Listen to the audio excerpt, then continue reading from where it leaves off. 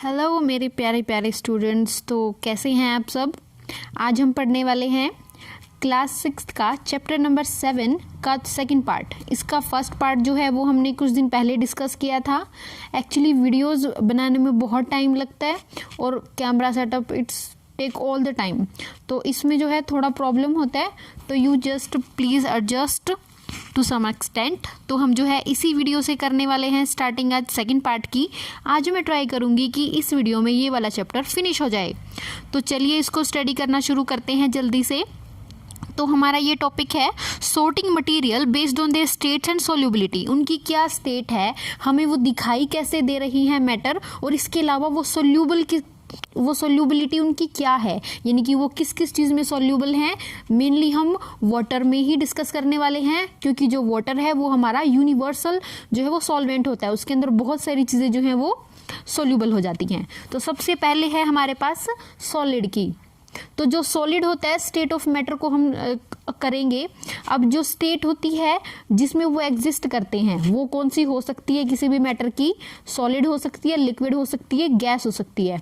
अब कोई भी मैटर जो है वो बहुत छोटे छोटे पार्टिकल से मिलकर बना है, बहुत छोटे particle which is called atoms, जिनको हम एटम्स बोल सकते हैं। अब आप में से किस किस ने एटम मूवी देखी है, आप मुझे बता सकते हैं। ओके, कमेंट में मुझे बताएंगे, और अपने स्कूल का नाम, अपने जो है अपना खुद का नाम मुझे ज़रूर बताएं, जिससे मैं सभी बच्चों को चीयर अप कर सकूं। नेक्स्ट वीडियो से हम शुरू करने वाले हैं कि जो भी बच्चे मुझे जो है अपना नाम और स्कूल का नाम बताएंगे, मैं उनका नाम वीडियो में लेने वाली हूं नेक्स्ट में। तो मेरे पास एक बच्चे का भी आया था कमेंट कि मैं गोहाना से हूँ, तो जिस स्कूल का उसने मुझे नाम बताया वो स्कूल मुझे पता है कहाँ पर है, और उससे मेरा कनेक्शन भी है कुछ। तो नेक्स्ट हम स्टार्ट करते हैं सॉलिड से। तो जो सॉलिड है उसकी एक डिफाइन शेप और वॉल्यूम होती है, यानी कि ये फिक्स होता है इसकी शेप भी और वॉल्यूम भी। जैसे ही हम लिक्विड में गए हमारी शेप जो है वो बिगड़ गई, हमारे पास सिर्फ वॉल्यूम बचा। ओके, इसकी डेफिनेट वॉल्यूम होगी लेकिन शेप नहीं होगी। अब आगे हम जा रहे हैं गैसेज में। इसमें दोनों की दोनों चीज़ें बिगड़ जाएंगी, शेप भी और वॉल्यूम भी। ना तो डेफिनेट शेप होगी और ना ही डेफिनेट इसकी वॉल्यूम होने वाली है। इसके बाद हमारे पास है पार्टिकल जो है वो बहुत ही टाइटली पैक होते हैं, हम इनको कंप्रेस नहीं कर पाते। इनको कंप्रेस करना बहुत ही टफेस्ट जॉब होती है। अब इसके बाद आते हैं हमारे पास लिक्विड में हमारे पास कोई भी, जैसे कोई वाटर हो गया, ये बहुत ही कम इसके जो पार्टिकल होते हैं वो टाइटली पैक नहीं होते, इनको जो है कंप्रेस किया जा सकता है टू अ स्मॉल एक्सटेंट, यानी कि कुछ हद तक इसको कंप्रेस किया जा सकता है। अब हम गैसेस पे आते हैं। इसके पार्टिकल जो बहुत लूजली पैक होते हैं, और हम जो है ये हाईली कंप्रेसिबल होती है गैसेस को हम जो है इतना कंप्रेस कर देते हैं मोस्ट ऑफ द केसेस कि वो लिक्विड में भी चेंज हो जाती है और उनको ट्रांसपोर्ट करना बहुत आसान हो जाता है।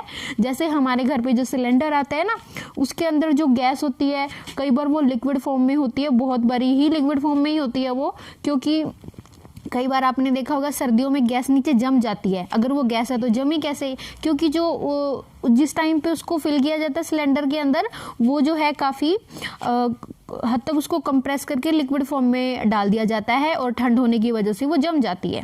ओके, तो अब हम देखते हैं पानी के बारे में कुछ इंटरेस्टिंग फैक्ट्स। तो नेक्स्ट हमारा टॉपिक है कुछ सॉलिड जो हैं वो पानी में डिसॉल्व हो सकते हैं, सॉल्यूबल होते हैं।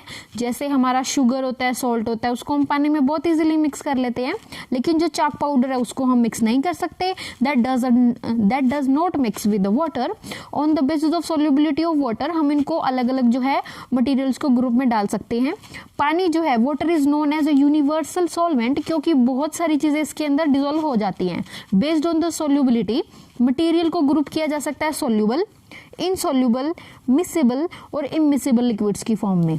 अब जो है सबसे पहले जो सॉलिड कंप्लीटली डिसॉल्व हो जाते हैं उनको सॉल्युबल कहा जाएगा, और जिस वजह से वो सॉल्युबल हो रहे हैं उसके अंदर उस प्रॉपर्टी को बोलेंगे सॉल्युबिलिटी। ओके, तो जो कंप्लीटली डिसॉल्व हो गए सॉल्युबल बोलेंगे उनको, प्रॉपर्टी उनकी सॉल्युबिलिटी है। For example sugar and salt. Sugar and salt जो है वो इजीली सोल्यूबल हो जाते हैं, लेकिन चाक पाउडर नहीं होता। और इसको जो चीज़ें कंप्लीटली डिजोल्व नहीं होती, बिल्कुल भी डिजोल्व नहीं हो रही, उनको इनसोल्यूबल बोलेंगे। अब कुछ लिक्विड जो हैं वो उनकी सोल्यूबिलिटी पानी के अंदर कैसी है उसके बेसिस पे हम जो है लिक्विड भी, अब ये तो थी सॉलिड्स की बात, अब हम आ गए लिक्विड्स पे। तो कुछ लिक्विड जो हैं वो भी घुल जाते हैं पानी में। For example alcohol, vinegar, lemon juices, Honey और ग्लिसरीन, ये सारे जो लिक्विड के अंदर यानी कि पानी के अंदर डिसॉल्व हो जाते हैं, इसलिए इनको मिसेबल लिक्विड कहा जाएगा, मिसेबल लिक्विड। ओके, लेकिन जो लिक्विड ही पानी में डिसॉल्व नहीं होंगे उनको हम बोलेंगे immiscible liquids. Okay, is that clear? तो नेक्स्ट पे हम चलते हैं। कुछ गैसेस भी डिसॉल्व हो जाती हैं पानी के अंदर और कुछ नहीं होती। तो यहाँ पर हैं कुछ गैसेस जो पानी में डिसॉल्व हो जाती हैं। फॉर एग्जांपल जैसे ऑक्सीजन और कार्बन डाइऑक्साइड, ये पानी में डिसॉल्व हो जाती हैं। और कुछ एक्वेटिक प्लांट्स एंड एनिमल्स हैं जिनको ज़रूरत होती है इन गैसेस की सर्वाइव करने के लिए, जैसे उनको सांस लेने के लिए ज़रूरत होती है ऑक्सीजन की। ओके, तो कुछ ऑर्गेनिजम्स होते हैं जो ऑक्सीजन में ब्रीथ करते हैं पानी के अंदर। कुछ सॉफ्ट ड्रिंक्स होती हैं, जैसे आप लोग पीते हैं कोक या फिर थम्स अप, इसके अलावा लिम्का, ये सारी में बहुत सारे में कार्बन डाइऑक्साइड होती है उनके अंदर डिसॉल्व, जिसकी वजह से वो फिजी लगती है, जैसे ये हम इसमें से फिज निकल रही है। ओके, अब कुछ है फ्लोटेशन की प्रॉपर्टी होती है, यानी कि कुछ चीज़ें जो है पानी के ऊपर फ्लोट कर सकती हैं। जनरली जो लाइट वेट के ऑब्जेक्ट होते हैं जैसे फेदर हो गए, लीफ हो गए, पेपर बोट, ये सब पानी के ऊपर फ्लोट करते हैं, जबकि हैवी ऑब्जेक्ट ऐसा नहीं कर सकते, such a stone and metal, nail, sink. जो स्टोन और नेल्स वगैरह होती है, मेटल की चीज़ें, वो ज़्यादातर सिंक हो जाती हैं। इसके बाद नेक्स्ट टॉपिक है हमारा sorting material based on their magnetism. Magnetism के बेसिस पे भी हम चीज़ों को कर सकते हैं ग्रुप कि वो जो है मेटल, जो कोई भी मेटल्स होते हैं या फिर नॉन मेटल, क्या वो मैग्नेटाइज्ड हैं, क्या वो मैग्नेट उनको अट्रैक्ट कर सकता है या नहीं।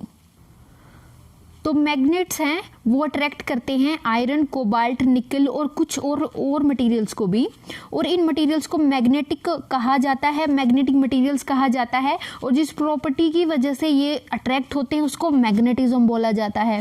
तो मटेरियल्स को मैग्नेटिक और नॉन मैग्नेटिक के बेसिस पे हम डिफाइन इसको अलग अलग क्लासीफाई कर सकते हैं। For example attracted towards magnet, यानी कि जो चीज़ें